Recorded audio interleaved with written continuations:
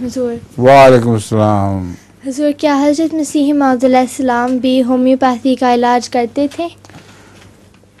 मेरे इल्म में वैसे तो इलाज नहीं किया करते थे होम्योपैथी का, लेकिन आपके इल्हाम से पता चलता है कि अल्लाह ताला ने आपको होम्योपैथिक की ख़बर दे दी थी।